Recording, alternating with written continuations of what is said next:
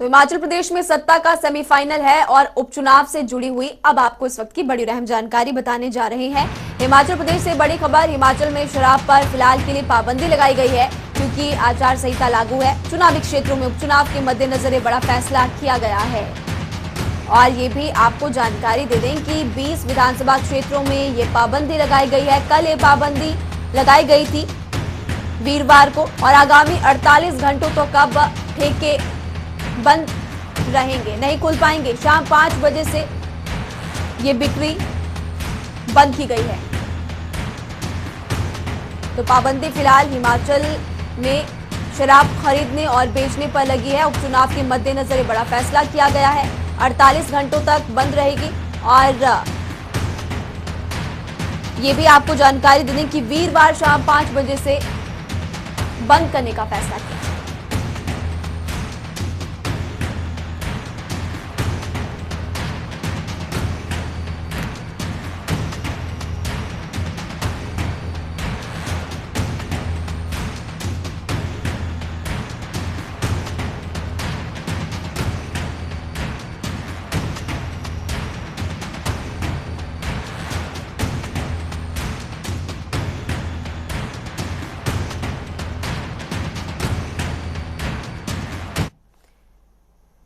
तो चलिए अब हिमाचल प्रदेश की राजधानी शिमला से आपको इस वक्त की बड़ी खबर बताते हैं। उपचुनाव से ही जुड़ी हुई बड़ी खबर, मतदान को लेकर तैयारियां पूरी कर ली गई है।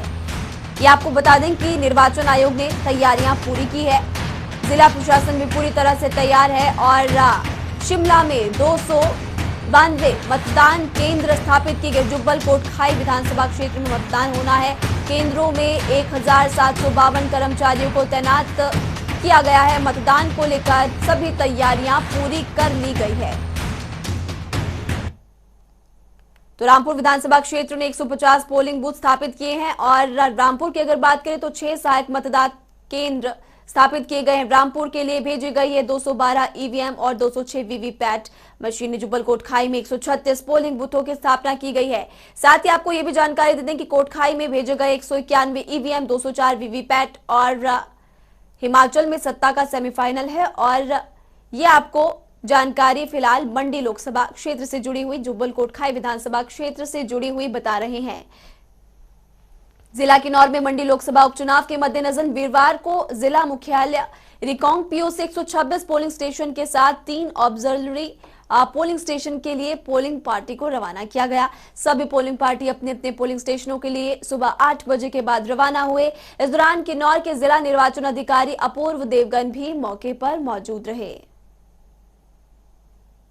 आज पोलिंग पार्टीज यहाँ से 129 रवाना हो रही हैं, जिसमें 126 पोलिंग स्टेशन है, 3 ऑक्सिलरी पोलिंग स्टेशन है। ये सारी पोलिंग स्टेशन, ये सारे लास्ट रिहर्सल के लिए यहाँ पे पोलिंग पार्टीज रिजर्व को मिला के आ गए थे यहाँ पे, जिनका सबका यहाँ पे फिर रिहर्सल किया गया है। और आज सुबह से इनको पोलिंग मटेरियल, ईवीएम्स दे के आज रवाना किया जा रहा है। इनका जो मूवमेंट है, जो रोड हेड पे लोकेटेड है उनका, और जहाँ बस जा सकती है उनको बसेस के माध्यम से भेजा जा रहा है।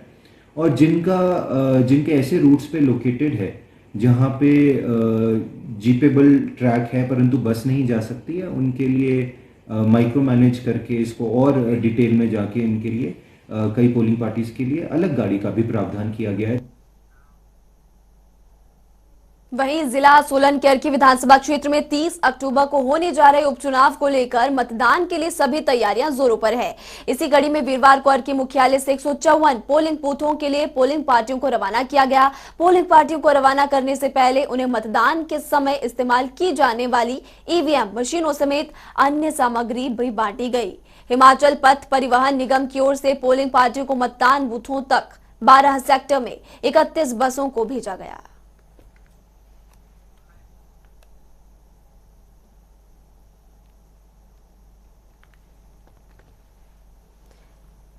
तो आपको बता दें हिमाचल में उपचुनाव है और इसी को लेकर हमारी टीम ग्राउंड पर मौजूद है। पूजा मंडी से हमारे साथ जुड़ी हुई है और जुब्बल कोटखाई विधानसभा क्षेत्र से फिलहाल हमारे साथ सुरेश शर्मा लाइव जुड़ चुके हैं। सुरेश, सबसे पहले आपका रुख करना चाहेंगे, कितनी पोलिंग पार्टियां रवाना हुई, क्या तैयारियां जिला प्रशासन की तरफ से ग्राउंड पर की गई है और कितने मतदान केंद्र स्थापित किए गए हैं? जी मैं आपको बता दूं कि जुब्बल और कोटखाई का जो चुनाव होना है उसमें 136 पोलिंग स्टेशन बनाए गए हैं और सभी के लिए पोलिंग पार्टी रवाना की गई है। सामान्य पर्यवेक्षक जो है परशुराम और सिद्धू जो है उन्होंने जो है सभी अधिकारियों और पर्यवेक्षकों को जो नियुक्ति की है वो जी। सभी रवाना हो गई है और साथ ही साथ उनके रहने का इंतजाम और इसके अलावा सुरक्षा के कड़े इंतजाम किए गए। जी जी।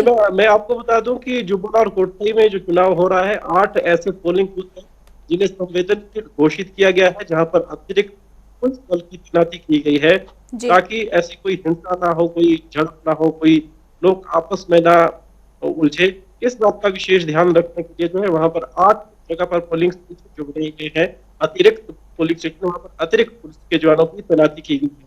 इसके अलावा अगर हम बताएं कि जो बैलेट पेपर के माध्यम से जो वोट पड़ने थे वो भी वोट पड़ चुके हैं। सुरेंद्र ठाकुर जो अधिकारी है उन्होंने हमें बताया है कि 352 के लोग बैलेट पेपर का इस्तेमाल कर किया है। दिव्यांग व्यक्ति थे, उनकी सुविधा के लिए चुनाव आयोग ने ये जी। सुविधा प्रदान की थी। तो 652 के करीब जो लोग थे उनके लिए ये सुविधा भी जो प्रदान की है, उनके वोट पड़ चुके हैं। और इसके अलावा अगर कोई कोरोना पेशेंट है उसके लिए आशा वर्करों की नियुक्ति की गई है जो भी जी। पोलिंग स्टेशन रहते हैं। लौटेंगे आपके पास तमाम इंतजाम। फिलहाल अगर जुब्बल कोटखाई विधानसभा क्षेत्र की करें तो पूरी तैयारियां यहां पर की गई है, पुख्ता प्रबंध किए गए हैं। मंडी से हमारे साथ पूजा भी जुड़ी हुई है। पूजा, आपसे जानना चाहेंगे कि मंडी लोकसभा क्षेत्र के अंतर्गत 17 विधानसभा क्षेत्र आते हैं, वहां पर कैसी तैयारियां?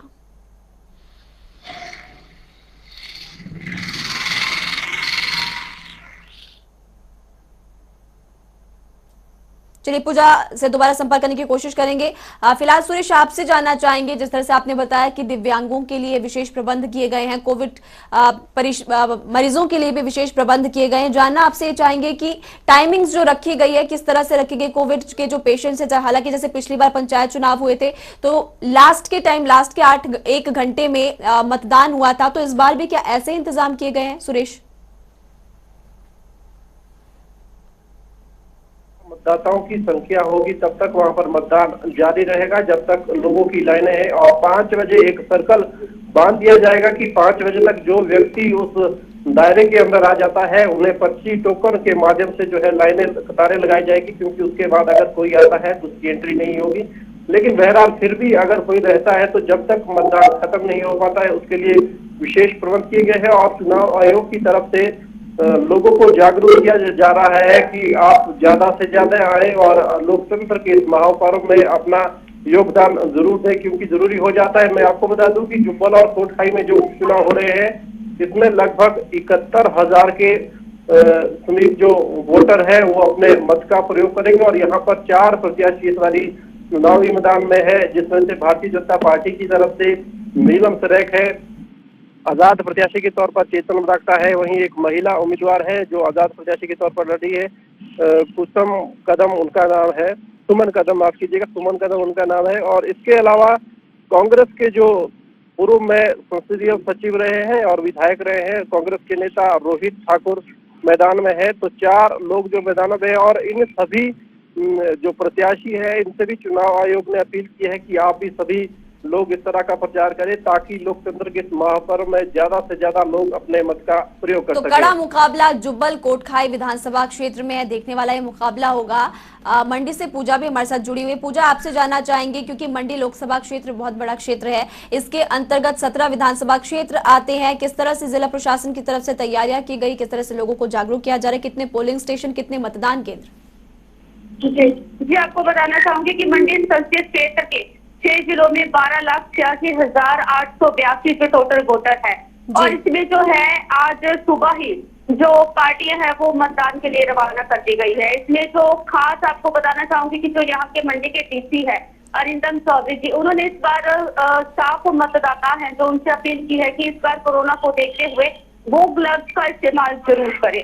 और इसमें जो सुरक्षा के इंतजाम है वो भी इस बार एसपी स्टालिन ने स्पेशल एक जो टीम है उसका गठन किया है, जिसमें जो पुलिस कर्मी है वो 4,750 है। और इसमें आपको एक बात और बता कि कोरोना के चलते इस बार जो है स्वास्थ्य कर्मी 2,500 जो स्वास्थ्य कर्मी है वो भी वहां पर तैनात किए गए हैं। और हर बूथ में जो है 4 जो उनके कर्मी होंगे और 2 उसके साथ स्वास्थ्य कर्मी और 1 जो है बोर्ड के जो अधिकारी होंगे वो होंगे, और उसके साथ साथ ही एक जो स्वास्थ्य कर्मी होंगे वो भी वहां पर मौजूद रहेंगे। तो इसके साथ साथ 8 जो लोग होंगे, स्वास्थ्य कर्मी के साथ साथ जो पुलिस कर्मी होंगे, वो एक बूथ पर 8 लोग जो है वो मौजूद रहेंगे।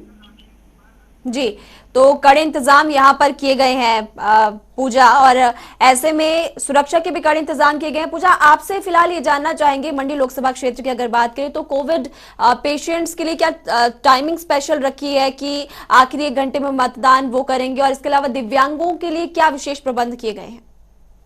जी, इस बार जो मतदाता जो लोग आएंगे वो सुबह 8 बजे से 6 बजे तक की जो टाइमिंग रखी गई है, और इसी के बीच में आपको बताना चाहूंगी कि जो कोविड के चलते जो पेशेंट हैं उनके लिए स्पेशल जो है वो 1 घंटे की टाइमिंग जो है वो दी गई है, ताकि वो 1 घंटे में आए और अपना वोट जो है वो डाल सके। जी, तो पूजा आप हमारे साथ बने रही। अर्की से हमारे साथ इस वक्त राकेश कुमार भी फिलहाल जुड़ चुके हैं। राकेश, आपसे जानना चाहेंगे अर्की विधानसभा क्षेत्र में क्या इंतजाम जिला प्रशासन की तरफ से किए गए हैं और लोगों को किस तरह से जागरूक किया जा रहा है वोटिंग करने के लिए? जी महिमा, 30 अक्टूबर को कल जो है मतदान होना है। इसके लिए जो जिला प्रशासन द्वारा जो है पूरी तैयारियां कर ली गई है। अगर हम पिछले 2 दिनों की बात करें तो 27 तारीख को जो है 185 पोलिंग पार्टी को जो है अर्की के चौगान मैदान पे जो है ट्रेनिंग दी गई है, वो भी 2 स्लॉटों पे, जो सुबह 10 बजे से 1 बजे तक, और दूसरा जो स्लॉट था वो 2 बजे से 5 बजे तक। फिर इसके बाद जो है कल उनको अपने पोलिंग बूथों के लिए रवाना किया गया, जिसमें से 12 सेक्टर जो बनाए गए थे उसमें से 31 बस रूटों के माध्यम से जो उन्हें पोलिंग बूथों के लिए भेजा गया है। अगर सुरक्षा इंतजामों की बात करें तो 700 के करीब जो है पुलिस कर्मियों की जो ड्यूटी है वो सुरक्षा इंतजामों के लिए लगाई गई है। तो सुरक्षा के कड़े इंतजाम किए गए हैं, कोविड पेशेंट्स के लिए भी इंतजाम किए गए, दिव्यांगों के लिए इंतजाम किए, साथ ही लोगों को जागरूक किया जा रहा है कि वोटिंग करने के लिए आए, क्योंकि उपचुनाव है और ऐसे में से सत्ता का सेमीफाइनल कहीं ना कहीं माना जा रहा है। शुक्रिया पूजा, शुक्रिया राकेश कुमार और सुरेश शर्मा इस तमाम जानकारी के लिए। तो आपको बता दें, अब बढ़ते हैं अगली खबर की ओर। साल 2022 में होने वाले विधानसभा चुनावों के लिए कांग्रेस ने अभी से तैयारियां करना शुरू कर दिया है। इसी को ध्यान में रखते हुए कांग्रेस अब अपना कुनबा बढ़ाने जा रही है। कांग्रेस प्रदेश अध्यक्ष कुलदीप सिंह राठौर ने कहा कि 1 नवंबर से सदस्यता अभियान चलाया जाएगा। कुलदीप सिंह राठौर ने क्या कुछ कहा, आपको आगे सुनाते हैं। जो मैंने कार्यकर्ताओं में उत्साह देखा है, जोश देखा है, और आम जनों का रुझान कांग्रेस पार्टी के प्रति देखा है, इससे ये सुनिश्चित होता है कि कांग्रेस पार्टी इन 4 सीटों पे जो है अपनी विजय दर्ज करने वाली है। षड्यंत्र तो इनका सामने आ रहा है, सोशल मीडिया के माध्यम से ही आ रहा है। अगर इनमें दम है ना, भारतीय जनता पार्टी के किसी नेता में दम है, इनके पास कोई सबूत है, लेके आए सामने।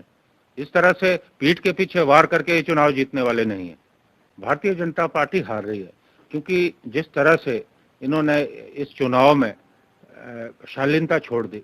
हमें संदेह है कि कई जगह पे जो है मिली भगत से जो है ये बूथ कैप्चरिंग कर सकते हैं। इस बात का भी हमें अंदेशा है, क्योंकि मुख्यमंत्री हर हालत में अपनी कुर्सी को बचाने के लिए इन चुनाव को जीतना चाहेंगे।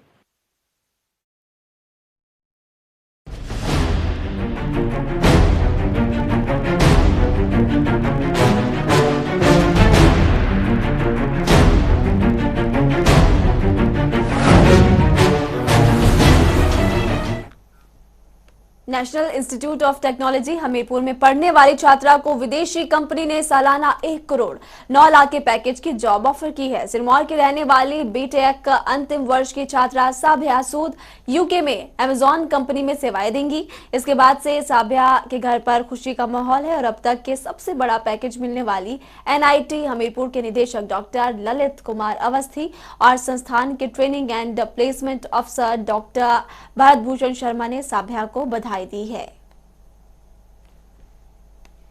तो मुझे लगता है 30 लाख से ऊपर देखें तो करीब 8-9 बच्चे ऐसे हैं हमारे, और अगर 20 लाख से ऊपर देखेंगे तो उसमें 50 किड्स ऐसे हैं जिनको पैकेज मिला है 50 लाख से ऊपर।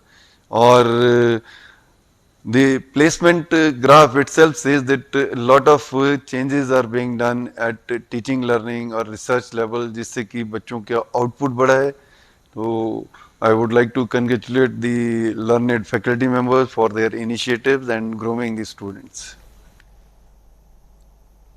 पर्यावरण संरक्षण को बढ़ावा देने के लिए शिमला में एक होटल में वेस्ट बोतलों के ढक्कन से एक पूरी परिवार तैयार की गई है, पूरी दीवार तैयार की गई है। पर्यावरण संरक्षण के लिए प्रयासरत कामत ग्रुप ऑफ होटल ने दावा किया कि शिमला में उनके होटल आर्चिड में वेस्ट ढक्कनों से बनी ये दीवार एशिया की अपनी तरह की सबसे बड़ी दीवार होगी। इस दीवार का अनावरण बुधवार को राज्यपाल राजेंद्र विश्वनाथ आलेकर ने किया। इस दौरान राज्यपाल ने कहा कि पर्यावरण संरक्षण भारतीय संस्कृति में मूलभूत संस्कारों में है और हम भारतीय पेड़ पौधों और प्रकृति की पूजा करते हैं। सब लोग बोलो रुपया। बिलासपुर के राजकीय वरिष्ठ माध्यमिक पाठशाला में वीरवार को पूर्ण राज्यत्व स्वर्ण जयंती पर जिला स्तरीय समारोह और प्रतियोगिता का आयोजन किया गया। जिला स्तरीय समारोह समिति शिक्षा विभाग बिलासपुर के तत्वाधान में आयोजित इस कार्यक्रम में उपायुक्त बिलासपुर पंकज राय ने बतौर मुख्य अतिथि शिरकत की। इस दौरान जूनियर और सीनियर वर्ग में slogan, solo song, painting debate और कई तरह की प्रतियोगिताओं का आयोजन भी किया गया है। उप निदेशक महोदय 14 नवंबर को इनको जो है बच्चों को स्टेट लेवल में सम्मानित किया जाएगा। जो जिला स्तर पे हमारे पास फर्स्ट सेकंड थर्ड बच्चे जो है वो आए हैं, उनको अभी माननीय उपायुक्त महोदय श्री पंकज राय जी अभी यहाँ पे 2 बजे सम्मानित करेंगे और बाकी भी सभी पार्टिसिपेंट्स को पार्टिसिपेशन सर्टिफिकेट जो है वो दिए जा रहे हैं। हिमाचल प्रदेश में स्क्रब टाइफस संक्रमितों के मामले लगातार बढ़ते जा रहे हैं। आईजीएमसी में स्क्रब टाइफस से मंगलवार देर शाम एक व्यक्ति की मौत हो गई। बिलासपुर के 57 वर्षीय व्यक्ति की स्क्रब टाइफस से मौत हो गई। आईजीएमसी में स्क्रब टाइफस का आंकड़ा अब 320 तक पहुंच गया है। चिकित्सकों ने लोगों से एहतियात बरतने की भी अपील की है। स्क्रब टाइफस है, इसको एक एंडेमिक डिजीज बोलते हैं। एंडेमिक डिजीज वो बीमारी होती है जो हमारे वातावरण से कभी खत्म नहीं होती, वो हमेशा पाई जाती है। और स्क्रब टाइफस जो है एक माइट है, एक पिस्सू है जिसके काटने से जो घास में मौजूद रहता है, उसके काटने से ये इन्फेक्शन जो है वो हो जाता है। तो अगर आप घास वगैरह का काम करते हैं तो जब आप घास में एंट्री करते हैं, जाते हैं घास वाले एरिया में, तो आप एक तो पूरे फुल स्लीव्स के कपड़े जो हैं वो पहने